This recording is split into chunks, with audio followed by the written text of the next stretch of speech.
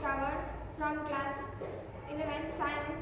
I am from IAS Girls and Boys High School and Junior College Paratwada.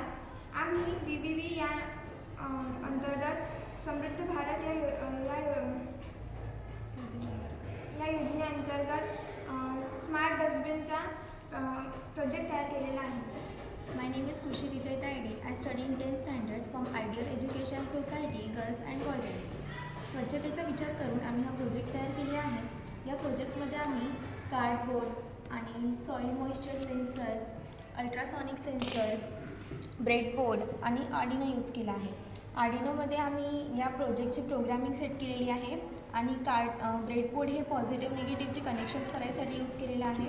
आणि soil moisture sensor हा ओलावा detect करतो, म्हणजे जर कचरा बेटेड असेल तर तो बेटेड कळे टाकतो आणि जर ड्राय असेल तर ड्राय कळे टाकतो.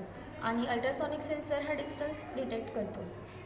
यात जर आपण ओला कचरा टाकला तर हा ओला कळे टाकेल आणि कोरडा टाकला तर तो कोरड्याच्याच सेक्शनमध्ये टाकेल. My name is Trishika Prashant Karade from 11th class Science. I am from Girls High School and Junior College, Paratwad.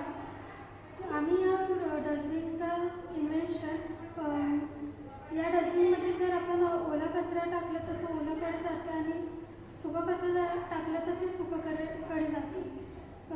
या डस्टबिनचा यूज म्हणजे आपण याच्यातला ओला कचरा जे आहे ते आपण फार्मिंगमध्ये ॲज अ खत म्हणून यूज करू शकतो आणि ते नॅचरली खत म्हणून आपली जी फार्मिंग होणार ती ऑर्गॅनिक फार्मिंग होणार. आणि जे सुका कचरा आहे त्याला आपण रियूज पण करू शकतो, जेणेकरून ॲटमॉस्फिअरमध्ये नेचरमध्ये पोल्युशन क्रिएट होणार नाही. आणि हा जो ओला कचरा आहे त्याचे जे स्मेल असते ते ह्युमन्ससाठी आणि अल्सो ॲनिमल्ससाठी सुद्धा हार्मफुल असते.